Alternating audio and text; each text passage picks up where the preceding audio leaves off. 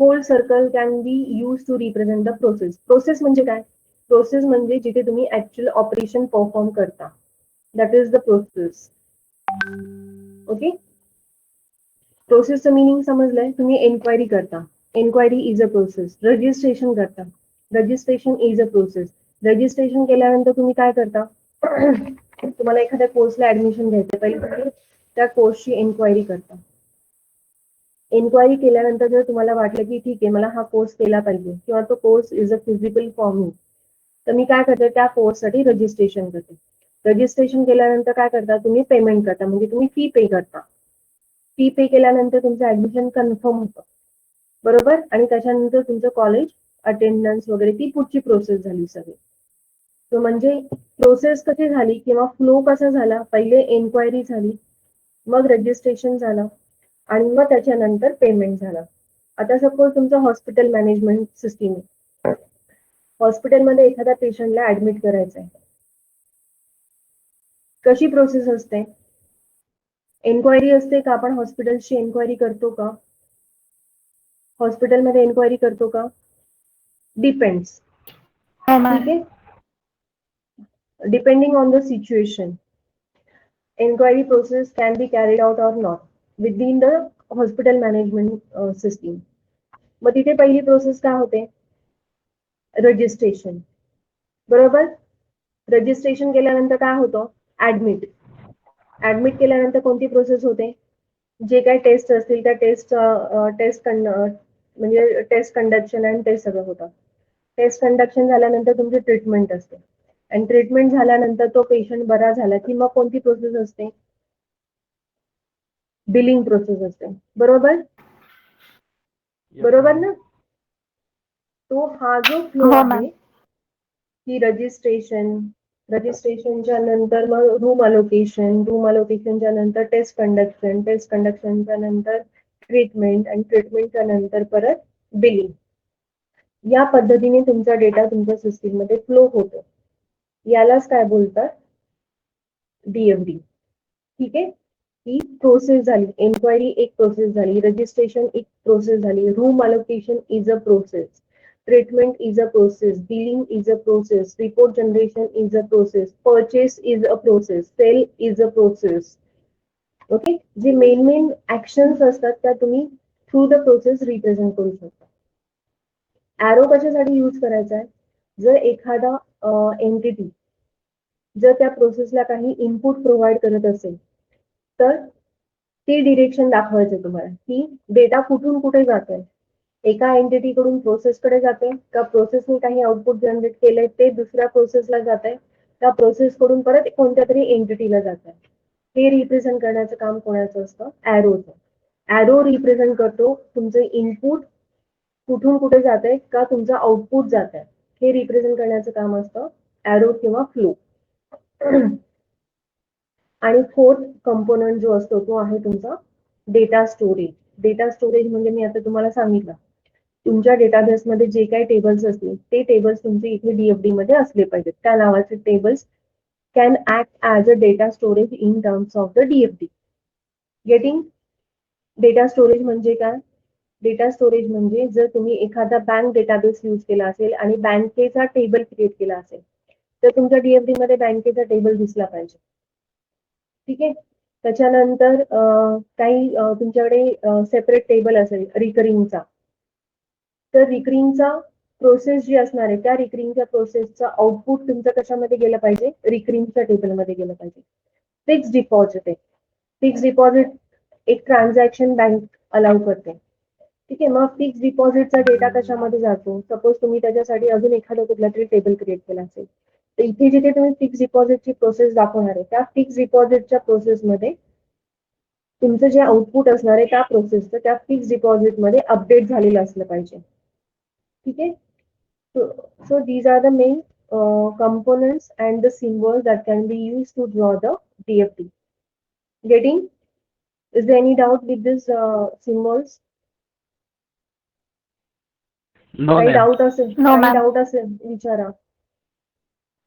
ठीक आहे, आता next levels of डीएफडीज.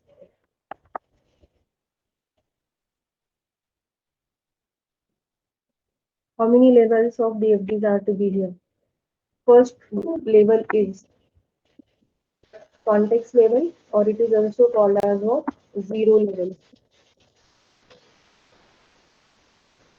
What is this context level DFD?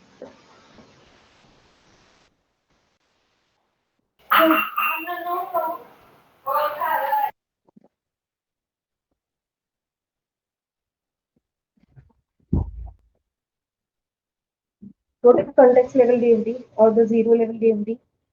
कशी रिप्रेझेंट करता? एकच प्रोसेस असते आणि त्याच्यात सगळं आपण हे करतो. येस, कंटेक्स्ट लेवल डीएफडी मध्ये एकच प्रोसेस असते. ओके, कंटेक्स्ट, आता नीट लक्ष द्या. Context level DFD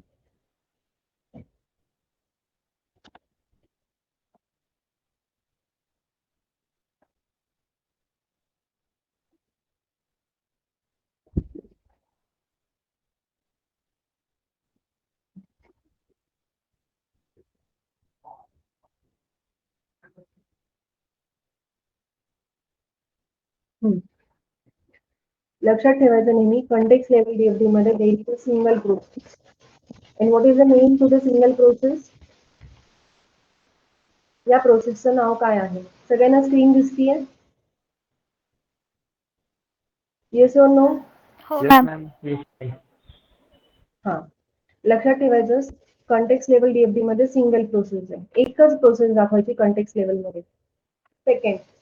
second point regarding this context level, the number. Compulsory DFD मध्ये नंबर रिप्रेझेंट करावा लागतो. कॉन्टेक्स्ट लेवलचा नंबर आहे 0.0. कंटेक्स्ट लेवलचा नंबर कोणता आहे? 0.0. What is the main purpose of this number? Number can represent the flow of the system. Okay, 1.0, 2.0, 3.0 म्हणजे पहिली कोणती प्रोसेस आहे, दुसरी कोणती आहे, थर्ड कोणती आहे, फोर्थ कोणती आहे, ते सिक्वेन्स फॉलो करण्यासाठी नंबरिंग डीएफडी मध्ये कंपल्सरी आहे. कंटेक्स्ट लेवल डीएफडीचा नंबर आहे 0.0. कंपल्सरी कंटेक्स्ट लेवल डीएफडी मध्ये तो तुमचा नंबर डायग्राम मध्ये आलाच पाहिजे, लाईक दिस. ठीक आहे, या पद्धतीने तुम्हाला त्या प्रोसेसला पार्टिशन करायचंय आणि पार्टिशन केल्यानंतर तुम्हाला याच्यामध्ये तो नंबर रिप्रेझेंट करायचा. It is a 0.0 process, zero level DFD, म्हणून याला झिरो लेवल डीएफडी बोलतात. नंतर त्याचे नंबरच आहे 0.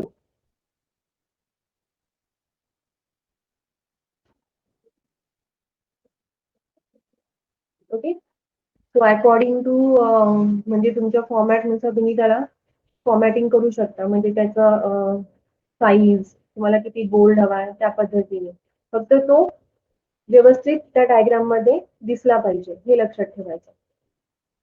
ठीक आहे, आता तुम्ही त्या प्रोसेसला नंबर दिला. आता कंटेक्स्ट लेवल डीएफडी मध्ये एकच प्रोसेस असते, त्या प्रोसेसचा नंबर असतो 0.0. त्या प्रोसेसचं नाव काय असतं? Can anyone? What is the name that we can give to this particular Name process? itself. System name. Yes, system name itself. म्हणजे जर माझा जर प्रोजेक्ट असेल कॉलेज ऍडमिशन, तर मी याला नाव काय देणार? College admission. ठीक आहे, कॉलेज ऍडमिशन सिस्टीम असं मी नाव देणार याला.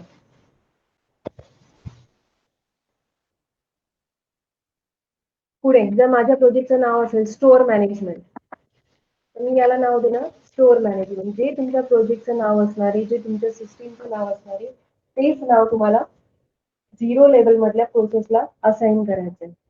कळालं? What should be the name? Name of the process काय असलं पाहिजे? It must be compulsory like your system name और your project title. Okay, now next thing. Now within context level DFD, the main purpose of the context level DFD is it is used to show or it is used to represent the overall system. म्हणजे तुम्ही त्या system मध्ये काय करणार आहे हे तुम्हाला represent करायचंय. कंटेक्स्ट लेवलमध्ये एकच प्रोसेस असते, त्यामुळे पूर्ण ओव्हरव्ह्यू तुमच्या सिस्टीमचा रिप्रेझेंट करायचं काम आहे कंटेक्स्ट लेवल DFDचं. Full overview of your system is represented by using the context level DFD. म्हणजे काय? इकडे आता पुढे लक्ष द्या. या प्रोसेसला कंटेक्स्ट लेवल DFD मध्ये रिप्रेझेंट करताना we need to represent the input and the output. Input कोण प्रोव्हाइड करतंय आणि आउटपुट कोणाला मिळतं हे तुम्हाला रिप्रेझेंट करायचंय. त्यामुळे लक्षात ठेवायचं, जो या प्रोसेसला किंवा या सिस्टीमला जो इनपुट देणार आहे त्याला नेहमी या साईडला ठेवायचं. ओके, लेफ्ट हँड साईडला किंवा डायग्रामच्या राईट हँड साईडला. माझ्या आता लेफ्ट हँड साईडला किंवा डायग्रामच्या राईट हँड साईडला हा काय नेहमी प्रोव्हाइड करणारे सिस्टीमला इनपुट. त्यामुळे हा कंपल्सरी ॲरो एंटिटी कडून प्रोसेस कडे असला पाहिजे. ओके, एंटिटी कडून प्रोसेस कडे असला पाहिजे. पुढची मेन गोष्ट म्हणजे प्रत्येक ॲरो DFD मधला हा नेम्ड असला पाहिजे. नेम्ड म्हणजे काय? प्रत्येक ॲरोला तो ॲरो कशासाठी यूज केला आहे ते तुम्ही तिथे रिप्रेझेंट केला पाहिजे. या साईडच्या एंटिटीज ज्या असणार आहेत त्या सगळ्या या सिस्टीमला इनपुट प्रोव्हाइड करणार आहेत. नॉर्मली असंच ड्रॉ करायचं. ड्रॉ करताना इकडची जी एंटिटी असणारी या साईडची ती नेहमी सिस्टीमला इनपुट किंवा प्रोसेसला इनपुट देणारीच असली पाहिजे. सिस्टीम जे काही आउटपुट जनरेट करणार आहे किंवा ही प्रोसेस जे काही आउटपुट जनरेट करणार आहे ते आउटपुट जनरेट केल्यानंतर ते आउटपुट तुम्ही कोणाला देताय, म्हणजे कोणत्या एंटिटीला देताय ते तुम्हाला याच्या राईट हँड साईडला दाखवलं पाहिजे. ठीक आहे, म्हणजे सपोज इथे स्टुडंट आहे, स्टुडंट एंटिटी आहे. स्टुडंट आपली कॉलेज ऍडमिशन सिस्टीम घ्या. कॉलेज ऍडमिशन प्रोजेक्ट आहे. माझ्या प्रोजेक्टचं टायटल आहे कॉलेज ऍडमिशन. त्यामुळे 0.0 डायग्रामचं किंवा कंटेक्स्ट लेवल DFDचं च्या प्रोसेसचं नाव कॉलेज ऍडमिशन असणार आहे.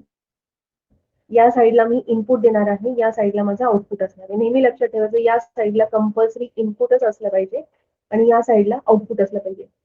DFD मध्ये जरी तुम्ही इथे ओव्हरव्ह्यू रिप्रेझेंट करत असला तरी सुद्धा तुमची डायग्राम ही गिचमेड नसली पाहिजे.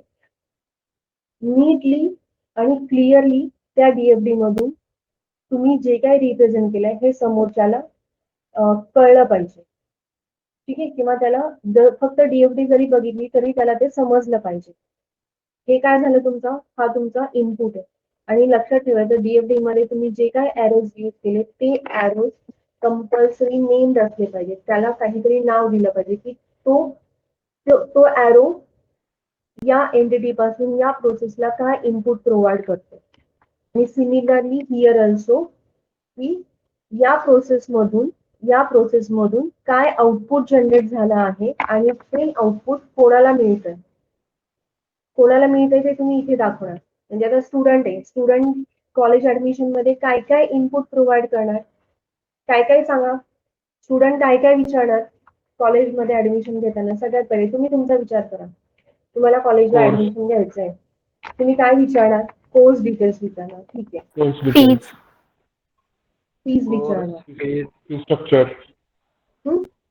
Course details. त्याच्यानंतर येस, तुमचे जे काही एन्क्वायरीज असणार आहेत त्या सगळ्या तुम्ही इथे लिहिणार. ठीक आहे, कोर्स डिटेल्स, फीज डिटेल्स, त्याच्यानंतर कॅम्पस डिटेल्स, ओके. अजून काय असेल? लोकेशन कुठे असेल, बरोबर ना? स्टाफ, टाइम, हे सगळं तुम्ही विचारणार. म्हणजे स्टुडंट काय करतोय, ही सिस्टीम आहे. ही सिस्टीम म्हणजे काय? ही सिस्टीम स्वतः आन्सर करत नाही, ही सिस्टीम कोणतरी वर्कआउट करतं. ही सिस्टीम हँडल करण्यासाठी सुद्धा कोणीतरी पर्सन असतो. तो पर्सन ऍक्च्युली इथे वर्कआउट करतो. ठीक आहे, मग हा स्टुडंट या सिस्टीमला विचारतो की कोर्स डिटेल्स सांगा किंवा फीज डिटेल्स सांगा, कॅम्पस डिटेल्स सांगा, लोकेशन सांगा किंवा अजून काही कॉलेजच्या डिटेल्स सांगा. हे सगळं स्टुडंट विचारतो. मग आता स्टुडंटला सिस्टीम काय सांगते? स्टुडंटला सिस्टीम काय सिस्टीम स्टुडंटला काय सांगते, आउटपुट कोणाला मिळणार आहे, स्टुडंटला मिळणार आहे. काय मिळणार आहे आउटपुट स्टुडंटला, की स्टुडंटने जी एन्क्वायरी केली आहे त्या एन्क्वायरीचं आन्सर स्टुडंटला मिळणार आहे. बरोबर, बरोबर आहे का? हो मॅम. Yes ma'am. स्टुडंटनी जी काही क्वेरी केली असणार आहे ते क्वेरी सगळं इनपुट साईडला झालं आणि स्टुडंटला आउटपुटमध्ये काय मिळणार आहे, रिस्पॉन्स. त्या क्वेरीजचा, ज्या स्टुडंटने ज्या क्वेरीज सिस्टीमला केल्या आहेत त्या क्वेरीजचा रिस्पॉन्स स्टुडंटला मिळणार आहे. आता मी इथे क्वेरी लिहिलंय, तुम्ही क्वेरी नाही लिहायचं. ऍक्च्युअल स्टुडंट काय विचारतो ते सगळं इथे लिहायचं. कोर्स डिटेल्स, फीज डिटेल्स, त्याच्यानंतर सेमिस्टर डिटेल्स असतील किंवा त्या कोर्सची इन्फॉर्मेशन असेल, ठीक आहे, कॅम्पस इन्फॉर्मेशन असेल, ते सगळं तुम्ही इथे एन्क्वायरी मध्ये लिहायचं या इनपुट साईडला. मग स्टुडंटला सिस्टीमने काय सांगितलं, स्टुडंटला सिस्टीमने सगळ्या डिटेल्स प्रोव्हाइड केल्या, अपडेटेड डिटेल्स सगळ्या स्टुडंटला या सिस्टीमने सांगितल्या. मग ठीक आहे, आता ही एक झालं. मग स्टुडंट विचार करणार की मी हा कॉलेजला ऍडमिशन घेऊ का. मग कॉलेजला ऍडमिशन घेताना स्टुडंट परत सिस्टीमला काय इनपुट देणार, कॉलेज ऍडमिशन घेताना मेन काय लागतं, स्टुडंट डिटेल्स. स्टुडंट डिटेल्स म्हणजे तुमचे रजिस्ट्रेशन डिटेल्स असतात किंवा स्टुडंट डिटेल्स असतात, कोणत्याही वर्डमध्ये तुम्ही ते लिहू शकता. मग स्टुडंट काय देतो इथे, स्टुडंट डिटेल्स देतो. कोणाला देतो, सिस्टीमला देतो. स्टुडंट डिटेल्स दिल्या, त्याच्यानंतर स्टुडंट डिटेल्स दिल्यानंतर तुमचं रजिस्ट्रेशन होतं. बरोबर, रजिस्ट्रेशन झालं की तुम्हाला मेल, स्टुडंटला काय मिळतं, मेल मिळतो ना. तुम्ही आता सेकंड इयरचं ऍडमिशन, थर्ड इयरचं ऍडमिशन केलंय का सगळ्यांनी? हो मॅम. आता रजिस्ट्रेशन केल्यानंतर कॉलेजचा मेल येतो, तुम्हाला फीडबॅक येतो. बरोबर, मग तो फीडबॅक कोणाला मिळाला, स्टुडंटला मिळाला. स्टुडंटला आउटपुट काय मिळालं, फीडबॅक मिळाला. आता पुढे फीडबॅक मिळाल्यानंतर स्टुडंट काय करतो, फीज पे करतो. बरोबर, फीज पे करता ना तुम्ही, तुमची एलिजिबिलिटी चेक केली जाते, तुमचे डॉक्युमेंट्स चेक केले जातात. डॉक्युमेंट्स चेक केल्यानंतर स्टुडंट काय करतो, फीज पे करतो. मग फीज पे केल्यानंतर स्टुडंटला काय मिळते, रिसिप्ट मिळते. रिसिप्ट. बरोबर, मग आउटपुट कोणाला मिळालंय, स्टुडंटला मिळालं. स्टुडंटला. ठीक आहे, म्हणजे कॉलेज ऍडमिशन सिस्टीम मध्ये मेन रोल कोणाचा आहे, स्टुडंटचा आहे. मग तुम्हाला त्या डायग्राम मध्ये ड्रॉ करताना एका साईडला नेहमी लक्षात ठेवायचं की इनपुट रिप्रेझेंट करायचं आणि एका साईडला त्या सिस्टीम मधून जनरेट झालेलं आउटपुट रिप्रेझेंट करायचं आणि ते आउटपुट कोणाला मिळते ते रिप्रेझेंट करायचं. ठीक आहे, आता स्टुडंट हा मेन ऍक्टर होता या सिस्टीम मधला. आता सिस्टीम सोबत अजून एखादा ऍक्टर असू शकतो. सपोज तो आहे तुमचा ऍडमिन. ऍडमिन एक आहे, मग तो ऍडमिन तुम्हाला दाखवायचा असेल, तो ऍडमिन इथे आला. ऍडमिन सिस्टीमला काय इनपुट देणार, इन जनरल असतो. ऍडमिन सिस्टीमला काय इनपुट देणार, ही सिस्टीम कोण हँडल करतंय, ऍडमिन हँडल करतो. ऍडमिन सिस्टीम मध्ये काय इनपुट प्रोव्हाइड करतोय, कॉलेज काय डिटेल्स. करतो, येस, कॉलेज डिटेल्स, त्याची फीस किती ठेवायची त्या कोर्सची, ही सगळी इन्फॉर्मेशन या सिस्टीम मध्ये कोण फिल करतो, ऍडमिन फिल करतो. किती स्टुडंट्सने ऍडमिशन केले आहेत, त्याच्यानंतर किती फीस कलेक्ट झाली आहे, कोणाची फी बॅलन्स आहे, हे सगळं काम कोणाचं आहे, ऍडमिनचं आहे. ठीक आहे, ऍडमिनला आउटपुट काय मिळतं, ऍडमिनला आउटपुट काय मिळतं, रिपोर्ट. रिपोर्ट्स. करेक्ट, ऍडमिनला आउटपुट काय मिळतं, रिपोर्ट्स मिळतात. त्यामुळे डीएफडी मध्ये एक ऍडमिन देऊन ठेवायचा की जिथे ऍडमिन काय करतो, फीज चेंज करायची, म्हणजे एव्हरी इयर जशी आपली फीज अपडेट होते, मग ते सगळे अपडेशन डिटेल्स सिस्टीम मध्ये ऍड करायचं काम कोणाचं आहे, ऍडमिनचं. ठीक आहे, किती स्टुडंटची फी बॅलन्स आहे हे चेक करायचं काम कोणाचं आहे, ऍडमिनचं. कोणी किती फी पे केली आहे हे काम याच्यामध्ये ऍड करायचं काम कोणाचं आहे, ऍडमिनचं. हे सगळं ऍड झाल्यानंतर या सिस्टीम मधून जर त्याने काही सांगितलं किती स्टुडंटची फी बॅलन्स आहे, हा रिपोर्ट जनरेट करा. तर तो रिपोर्ट सिस्टीम जनरेट करणार आणि कोणाला मिळणार आहे? ऍडमिनला मिळणार आहे. बरोबर? रिपोर्ट जनरेट होऊन कोणाला मिळणार आहे? ऍडमिनला. मग तो कोणताही रिपोर्ट असेल, मंथली रिपोर्ट असेल, फी बॅलन्स वाल्या स्टुडंटचा रिपोर्ट असेल, किंवा कॅटेगरी वाईज स्टुडंटची लिस्ट हवी असेल, तो एखादा रिपोर्ट असेल, फेल स्टुडंटचा रिपोर्ट असेल, पास स्टुडंटचा असेल, रँकिंग स्टुडंटचा रिपोर्ट असेल, हे सगळे रिपोर्ट जनरेट करायचं काम कोणाचं असतं? ऍडमिनचं असतं. So according to the query that you want to print onto the screen, he can send that data to the system. He can fetch the data from the system and can print it to the screen or print it on the screen. जे काही report जनरेशनचं काम असतं हे सगळं काम कोणाचं असतं? ऍडमिनचं. जे काही अपडेट करायचंय, कोर्स इन्फॉर्मेशन अपडेट करायची आहे, सिलेबस अपडेट करायचा आहे वेबसाईटवरती, फीज अपडेट करायची आहे, कोणाचा ऍड्रेस अपडेट करायचा आहे, हे सगळं काम करण्याचं काम कोणाचं असतं? ऍडमिनचं असतं. त्याच्यामुळे तुमच्या सिस्टीम मध्ये तुमचे जे कोणी मेन ऍक्टर्स असतील, म्हणजे ते जे एंटिटीज असतील, त्यांच्यासोबत एखादा ऍडमिन रिप्रेझेंट करायचा. ठीक आहे? एखादा ऍडमिन रिप्रेझेंट करायचा की जो ह्या सिस्टीमला हँडल करायचं काम करतो, की जो सिस्टीम मध्ये इनपुट प्रोव्हाइड करतो आणि सिस्टीम मधून आउटपुट जनरेट करतो. समजलं? कॉन्टेक्स्ट लेवल डीएफडी कशी ड्रॉ करायची? मेन कॉन्टेक्स्ट लेवल डीएफडी मध्ये पूर्ण तुमच्या सिस्टीमचा ओव्हरव्ह्यू जनरेट झाला पाहिजे. सेकंड थिंग, जे कोणी इनपुट्स असतील ते कंपल्सरी या साईडला असले पाहिजेत आणि जे काही आउटपुट्स असतील ते सगळे या साईडला असले पाहिजेत. एका साईडने इनपुट रिप्रेझेंट करायचे, एका साईडला आउटपुट रिप्रेझेंट करायचे. ठीक आहे? जास्त गोंधळ घालायचा नाही, डायग्राम सुटसुटीत ड्रॉ करायची.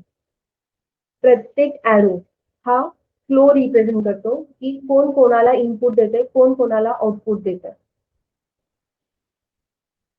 जे काही ॲरोज यूज करणार आहे ते ॲरोज सगळे तुमचे नेम्ड असले पाहिजे. म्हणजे त्या प्रत्येक ॲरोवरती काहीतरी नाव असलं पाहिजे की तो कोणता डेटा फ्लो करतोय, कोणता डेटा पास करतोय. ठीक आहे? आणि प्रत्येक ॲरो हा कंपल्सरी म्हणजे डिरेक्शन रिप्रेझेंट केली पाहिजे. ही डिरेक्शन कुठून कुठे जातो. आणि सिंगल लेवल कॉन्टेक्स्ट लेवल डीएफडीचा नंबर काय असतो? 0.0 असतो. प्रत्येक प्रोसेसला नाव हे असलंच पाहिजे. कितीही प्रोसेस ऍड करा, म्हणजे डीएफडी मध्ये, not in the context level but the remaining levels of DFD मध्ये प्रत्येक प्रोसेस ही नेम असली पाहिजे आणि प्रत्येक प्रोसेसला नंबर असला पाहिजे. अजून एक गोष्ट म्हणजे या जो डीएफडीचा जो नंबर आहे, हा नंबर एक तर तुम्ही या पद्धतीने अप्पर लेवलला रिप्रेझेंट करू शकता किंवा लोअर लेवलला पण रिप्रेझेंट करू शकता. Either of the way you can represent this number. म्हणजे काय?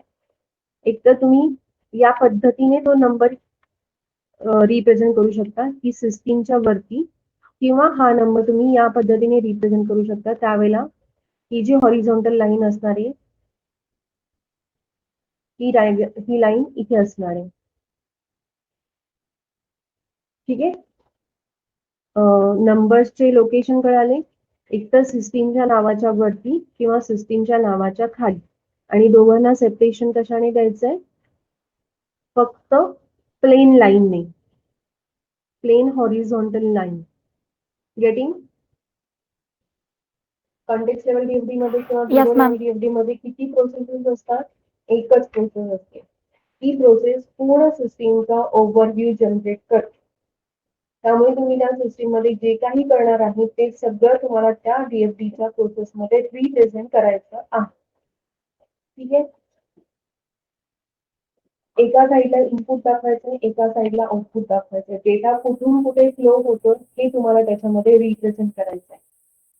Any doubt about the context level DFD? Ma'am मग टीचर्स वगैरे कुठे येईल? तू तुझ्या सिस्टीमला किती डीपली इम्प्लिमेंट करतो त्याच्यानुसार तुझ्या सिस्टीम मधल्या एंटिटीज तुला फॉर्म करावं लागणार आहे. आता मी सिस्टीमला नाव काय दिलं? फक्त कॉलेज ऍडमिशन नाव दिलं. ठीक आहे. आता तुला जर तुझ्या प्रोजेक्ट मध्ये जर तू टीचरचा फॉर्म घेत असेल तर तू इथे टीचर ची एंटिटी तू इथे रिप्रेझेंट करू शकतो. इथे तुला सपोज तुला टीचर पण इन्व्हॉल्व करायचं तुझ्या प्रोजेक्टमध्ये, ठीक आहे, तू टीचर इन्व्हॉल्व करू शकतो. टीचर काहीतरी इनपुट सेंड करेल आणि टीचरला काहीतरी आउटपुट मिळेल. टीचर काय इनपुट देणार आहे तुझ्या प्रोजेक्टमध्ये? माझं इन्स्टिट्यूट मॅनेजमेंट आहे ना, तिथं आता टीचर्सची मतलब डेली त्यांचं टीचिंग केवढं होतं काय, मग त्यांच्या बेसिसवर त्यांना त्यांची सॅलरी वगैरे त्याला आउटपुटमध्ये मिळेल ना, असं काहीतरी. सॅलरी आउटपुट मध्ये आली. अजून टीचर तुझ्या सिस्टीमला काय इनपुट देते? टीचर डिटेल्स, बरोबर ना? स्टार्टिंगला काय देणार? टीचर डिटेल्स देणार. अजून काय देणार सिस्टीमला? सब्जेक्ट. इन्स्टिट्यूट मॅनेजमेंट नाव आहे ना? ठीक आहे. टीचर कोणत्या सब्जेक्ट्स मध्ये वर्कआउट करायचं त्या सब्जेक्ट डिटेल्स तिथे टीचर्सने दिले. टीचरला काय मिळणार आहे? त्या सब्जेक्ट पैकी कोणत्या सब्जेक्टसाठी वॅकन्सी असेल तो सब्जेक्ट त्या टीचरला अलोकेट होणार आहे.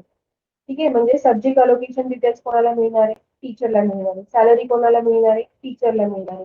टीचर इनपुट काय देणार आहे सिस्टीमला? टीचर डिटेल्स, म्हणजे स्वतःच्या डिटेल्स. जेव्हा टीचर एनरोल होणार आहे त्या पर्टिक्युलर सिस्टीम साठी त्यावेळेला स्टार्टिंगला पहिले टीचरच्या डिटेल्स तुझ्या सिस्टीम मध्ये जाते. ओके,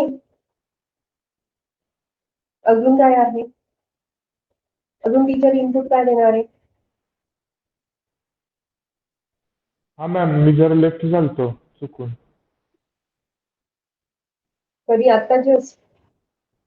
हो, जरा नेटवर्क प्रॉब्लेम झाला. बरं ठीक आहे, तू टीचरचे इनपुट सांग. काय देणार आहे तू सिस्टीमला? प्रोसेसला तू काय देणार आहे? तू दिले टीचर डिटेल्स, मग टीचर मध्ये त्याचे स्वतःचे पर्सनल डिटेल्स, त्याच्यानंतर क्वालिफिकेशन डिटेल्स, त्याच्यानंतर टीचर कोणकोणत्या सब्जेक्ट्स मध्ये means he is able to teach the subject, त्या सगळ्या सब्जेक्ट डिटेल्स आणि प्रोसेसला दिल्या.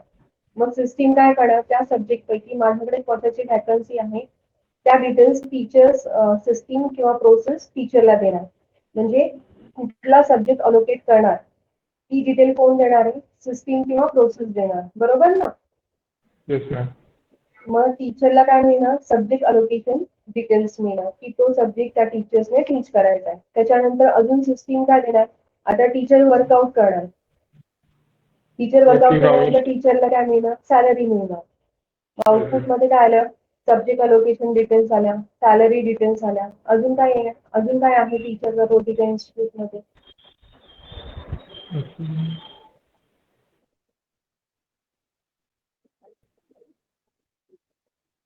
मॅम, आता सपोज मी माझ्या सिस्टममध्ये टाकले की टीचर ई नोट्स वगैरे, ई व्हिडिओ लेक्चर्स वगैरे ते प्रोव्हाइड करणार स्टुडंटसाठी. ठीक आहे, मग ते सुद्धा काय झालं तुझं? टीचर इनपुट देते कोणाला?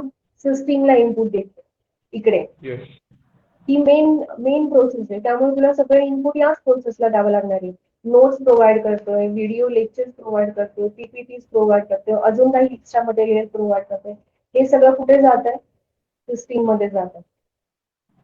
एनटीटी टू एनटीटी टू कधीही डीएफडी मध्ये ऍरो नाही दाखवू शकत. दिस इज नॉट व्हॅलिड. म्हणजे टीचर डायरेक्टली स्टुडंटला असाइन करते, इज नॉट द वे. हा ऍरो तुम्ही असा रिप्रेझेंट करू शकत नाही डीएफडी मध्ये. सगळ्या डिटेल्स कोणाकडे जाणार? पहिले सिस्टीमकडे जाणार आणि मग सिस्टीम कोणाला देणार? स्टुडंटला. मग आता इथे तू स्टुडंटच्या आउटपुट मध्ये तू इथे रिप्रेझेंट करू शकते. सिस्टीमने स्टुडंटला काय काय दिलं? पहिले फी रिसिट दिली. फी रिसिट झाल्यानंतर त्याचं ऍडमिशन कन्फर्म झालं. ऍडमिशन कन्फर्म झाल्यानंतर त्याला सगळ्या कोर्स डिटेल्स, त्याच्यानंतर त्याला टाइम टेबल मिळालं. त्याच्यानंतर तू स्टुडंटला नोट्स मिळाल्या, स्टुडंट्सला पीपीटी मिळाल्या, स्टुडंट्सला व्हिडिओ लेक्चर्स मिळाले, स्टडी मटेरियल मिळालं. In short you can write study material स्टुडंटला मिळालं. आउटपुट कोणाला? सिस्टीमने आउटपुट कोणाला दिलं? ते स्टुडंटला दिलं.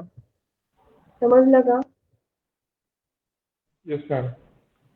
आपण जसा विचार करतो ना तोच फक्त तुम्हाला डायग्रामच्या मीडियम थ्रू तुम्हाला रिप्रेझेंट करायचा. तुम्ही जर एखादं इनपुट देत असाल, म्हणजे एखादी एंटिटी जर त्या सिस्टीमला इनपुट देत असेल तर त्या सिस्टीम मधून काय आउटपुट जनरेट होत आहे आणि ते कोणाला मिळतंय हे फक्त डोकं शांत ठेवून ड्रॉ करायचंय, बस. बाकी काही नाही. डीएफडी सगळ्यात सोपी डायग्राम आहे. हे झालं तुमचं context level DFD. Context level DFD clear झाली का सगळ्यांची? आज सगळ्यांनी किंवा उद्यापर्यंत सगळ्यांनी कंटेक्स्ट लेवल डीएफडी सगळ्यांनी आपापल्या प्रोजेक्टची ड्रॉ करायची. सगळ्यात सोपी डीएफडी कंटेक्स्ट लेवल डीएफडी. मग नेक्स्ट लेक्चर मध्ये आपण फर्स्ट लेवल डीएफडी बघायचं. आपल्याला दोनच लेवल्स आहेत, कंटेक्स्ट लेवल आणि फर्स्ट लेवल डीएफडी. ओके हो ma'am. Ma'am. Is there any doubt? No ma'am. No ma'am. Okay ma'am. सगळ्यांना समजलंय का कंटेक्स्ट लेवल डीएफडी मध्ये काय करायचं ते? Yes ma'am. मॅम. काही डाऊट्स असतील तर विचारा.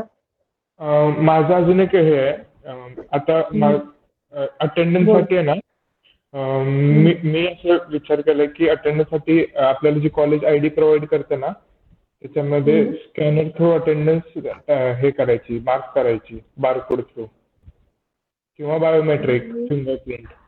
मग ती इनपुट इथे द्यायची का फर्स्ट लेवल मध्ये द्यायची? आता स्टुडंट पण अटेंडन्स देणार, टीचर पण अटेंडन्स देणार. अटेंडन्स ऍक्च्युली कोण देणार आहे? स्टुडंट देणार. ठीक आहे, हो. म्हणजे स्टुडंट काय देणार? अटेंडन्स डिटेल्स देणार. म्हणजे तो स्वतः प्रेझेंट आहे का ऍब्सेंट आहे ते कॉल करणार. बरोबर? Yes ma'am. स्टुडंटने जर लॉग इन केलं, आता लॉग इन किंवा ऑनलाईनच्या लँग्वेज मध्ये बोलला तर तुम्ही लॉग इन असाल तर तुमचा अटेंडन्स आहे, तुम्ही लॉग इन नसाल तर तुमचा अटेंडन्स नाहीये. ऑफलाईनच्या भाषेमध्ये बोललं, जर टीचरने रोल कॉल केला, स्टुडंटने सांगितलं की येस आय एम प्रेझेंट, तर तो डेटा कोणाला मिळणार आहे? टीचरला मिळणार आहे. म्हणजे स्टुडंट अटेंडन्स डिटेल्स कोणाला मिळणार आहे? टीचरला. कधी मिळणार? जेव्हा स्टुडंट बोलणार की आय एम अ प्रेझेंट किंवा तो रोल कॉल करणार, माय रोल कॉल दिस इज. जेव्हा स्टुडंट अटेंडन्स देणार तेव्हा त्या डिटेल्स त्याला कोणाला मिळणार आहे? तुझ्या टीचरला मिळणार आहे. बरोबर? Yes ma'am. अजून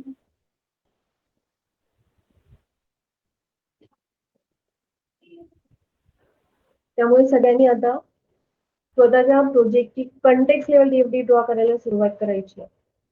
तर आता काहीतरी ठेवणारे डेट्स म्हणत होते काहीतरी आज मी प्रोजेक्टचे डेट्स लावायचे म्हणून. कंटेक्स्ट लेवल डीएफडी मध्ये एकच प्रोसेस ड्रॉ करायची. त्या प्रोसेसचं नाव तुमच्या प्रोजेक्टचं टायटल असलं पाहिजे, त्या डायग्रामचं नाव 0.0 असलं पाहिजे.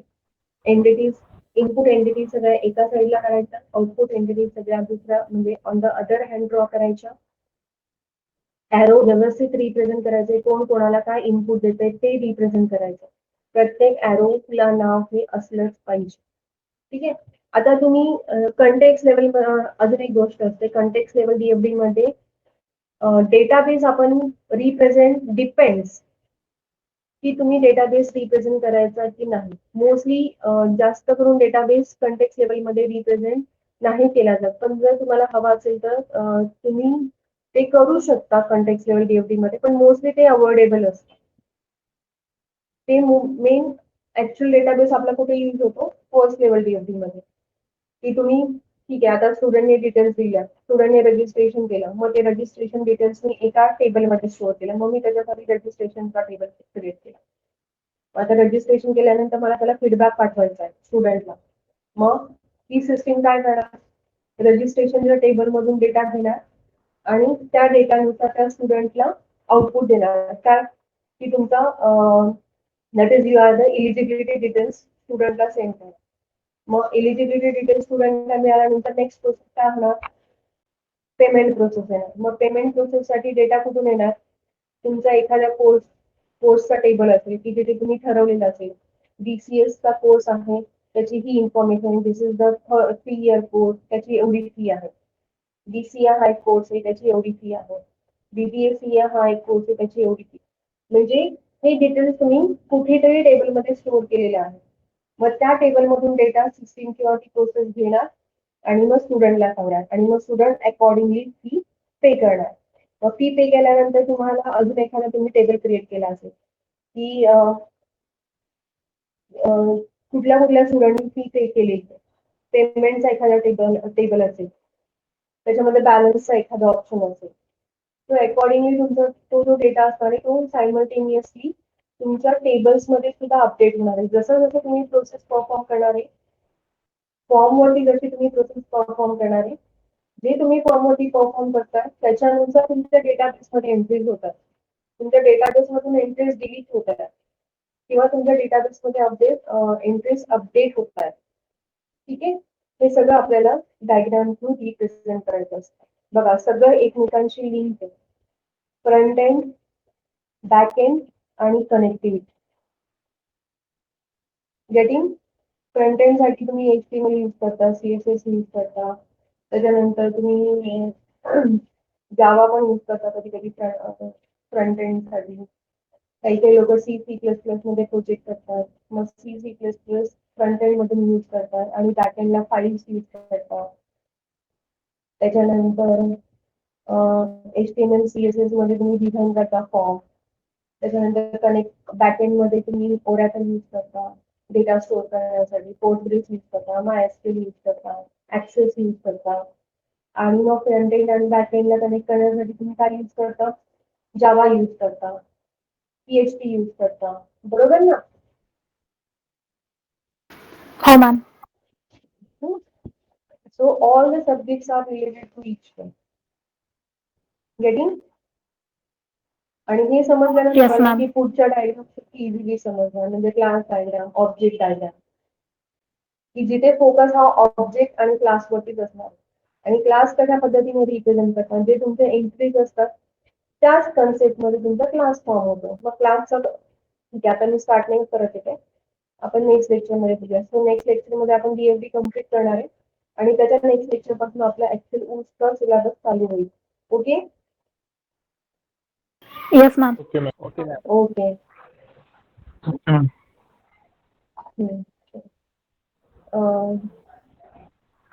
काही डाऊट्स असतील तर शोधून ठेवा.